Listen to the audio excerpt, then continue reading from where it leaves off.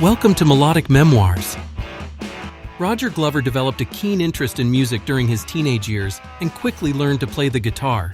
While still in school, he formed his first band, which ultimately led to his acquaintance with Ian Gillan, his future colleague and the legendary vocalist. Throughout his long and successful career, Glover has played alongside many iconic rock figures, including Ritchie Blackmore, and produced records for artists such as Judas Priest. For over half a century, Roger Glover has been inseparably linked to music. He has established himself as a talented bassist, songwriter, and producer.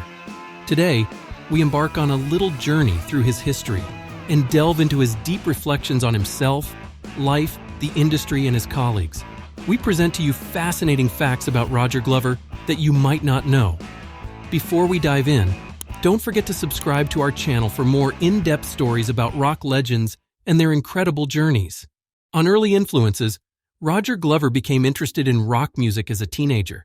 When asked why he chose the bass guitar, he explained, "When I was a kid, music was quite dull, but when skiffle and then rock and roll came along, it changed everyone's lives, including mine. I first bought a Spanish guitar, but then got a better one. When I was about 13 or 14, we formed a school band, and one guy had a real electric guitar, so he became the lead guitarist. Another guy could actually play an F chord with a bar, which I couldn't, so he became the rhythm guitarist. So I said I would play bass." Speaking of his first bass guitar, Glover emphasized, "My first bass guitar was a Hofner. It was a German bass. It was hard to get anything American in those days, but you could easily get Italian and German instruments. What I liked most about that guitar was its color. It was red. I don't know why, but I was convinced that red was the color of success."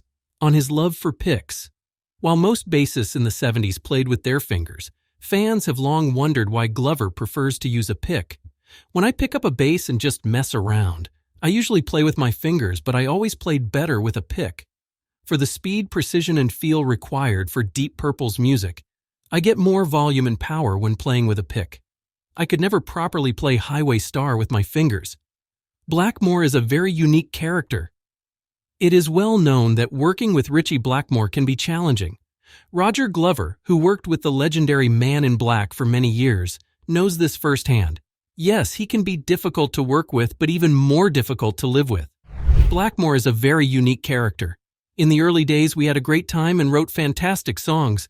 He was always very sharp, cynical, I would say. He did what he wanted. Such a policy can lead to problems, especially in a band. No one in Purple was in control.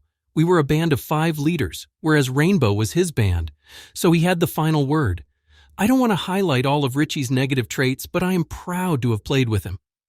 In the same interview, Glover shared memories of the late keyboardist John Lord. "We probably played a couple of thousand concerts, and each one was special. His beautiful, inspiring character came through on stage, and he never played to show off. John was one of the few keyboardists who could take his hands off the keys for a moment. When he played solos, he let the organ breathe between phrases like a saxophonist. It always amazed me. John played blues when he was young, and it gave him a solid foundation because in the days of Deep Purple, he could match Blackmore's massive guitar sound. Feeling like I'm in the presence of remarkable musicians." Glover was part of one of the most legendary rock bands in history, Deep Purple. However, he never felt a supernatural superiority. When asked if he felt like he was part of a super rock band, he responded, "No, I didn't feel that way, but I definitely felt like I was in the presence of some remarkable musicians. At first, I was astonished by the band's musicality. These guys blew me away. I had never met such musicians. You know, when you achieve massive success, it doesn't immediately sink in because it's not in your hands. All you did was spend a few hours in the studio recording an album, but suddenly it takes on a life of its own somewhere in the world. It's hard to grasp at the early stages." Speaking of the classic hit Smoke on the Water, Glover was asked if he felt that it was a success. "Not at all, quite the opposite. We had no idea it would be the song that would send us into the stratosphere." On leaving Deep Purple, in 1973, the band released the album Who Do We Think We Are, after which Glover left the lineup. His decision to leave came as a big surprise to everyone. Many fans still can't understand what prompted the bassist to leave. In 1972, during the album recording, relations between the members, particularly Blackmore and Gillan, were terrible. Ritchie started to push more, and the rest of the guys didn't like it. It got to the point where Blackmore and Gillan weren't even speaking. Touring became problematic. They only met on stage. Soon, Gillan left the band. At the time, there were rumors that Blackmore and Pace were also planning to leave and form a trio. Deep Purple was at the peak of their success, and yet they were going to split. Understanding where things were heading, I lost the essence, the meaning of our success. Glover continues, "The next thing I remember, no one was talking to me. I realized something was wrong. Our manager told me that Blackmore would stay in the band only if I left. I don't know why that was, but I left. And Richie continued with Purple for 2 more albums. Years later, we all reunited in 1984. And finally, Beatles or Stones? A classic question that Roger often faced was, Beatles or Stones? His main idols were the Beatles, although the Stones too. Actually, I have a rather funny story with them. I attended their concerts several times, and each time it was off. When I first heard the Rolling Stones, I thought, what a terrible pop. This was the early 60s, by the way. Later it was some festival. I went to their concert again. Nothing much changed. That time I thought it was poorly played Chuck Berry, so I dismissed them again. But soon they became chart favorites, and I thought they were fantastic. It was like, wow, what a transformation. Since then I loved them. But the Beatles were instant love.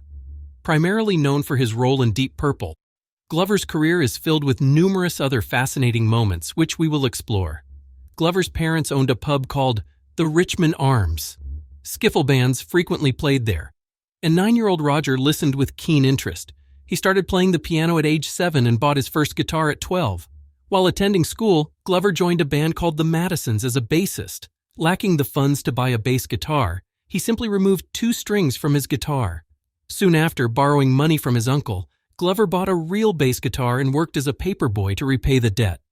The school band the Madisons eventually merged into a band called the Lightnings, which in October 1963 was renamed Episode 6. It was in this group that Glover first met Ian Gillan, his future Deep Purple bandmate.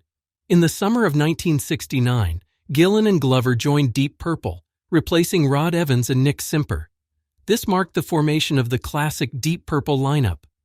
When I came into the studio where the others were already present, I was very disoriented. Glover recalled his first meeting with Blackmore, Lord, and Pace.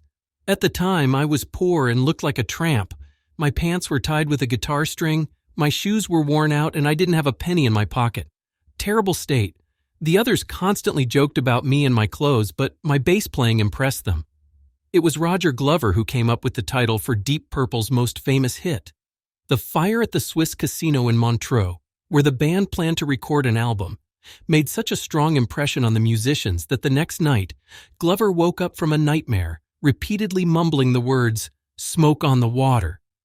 Gillan quickly turned this into the song's lyrics. The famous riff for the song Maybe I'm a Leo from the Machine Head album was composed by Glover after listening to John Lennon's How Do You Sleep? The connection between the 2 songs remains a mystery. In 1973, internal disagreements within Deep Purple reached a peak, leading to the band almost disbanding. Richie Blackmore agreed to stay in the band only on the condition that Glover was fired, which soon happened. After leaving Deep Purple, Glover dedicated more time to producing young bands, from the New York group Elf, with charismatic vocalist Ronnie James Dio, to legendary bands like Nazareth and Judas Priest. His collaboration with the Scottish rockers Nazareth produced some of their best albums, Razamanaz, Loud and Proud, and Rampant. One of the highlights of Glover's solo career was his work on the music for the animated series based on the children's book Butterfly Ball and the Grasshopper's Feast. Although the series was never created, there was an animated clip for the song Love Is All, sung by Dio. The songs composed by Glover were eventually compiled into the album Butterfly Ball, 1974, which remains his most famous solo work. In November 1978, Roger Glover, putting past grievances aside, joined Richie Blackmore's band Rainbow. With his active participation, the band recorded 4 albums. In 1984, a significant event occurred. Deep Purple reunited with its classic lineup. Since then, Glover has remained with the band. A talented person is talented in everything. Besides music, Glover is also passionate about painting and photography. In 2010, an exhibition of his works was held in Cologne, with all proceeds going to charity. Thank you for watching. If you enjoyed this video, please give it a thumbs up, and don't forget to subscribe to our channel for more fascinating stories about rock legends. Leave a comment below with your thoughts, and let us know who you'd like to see featured next. Until next time, keep rocking.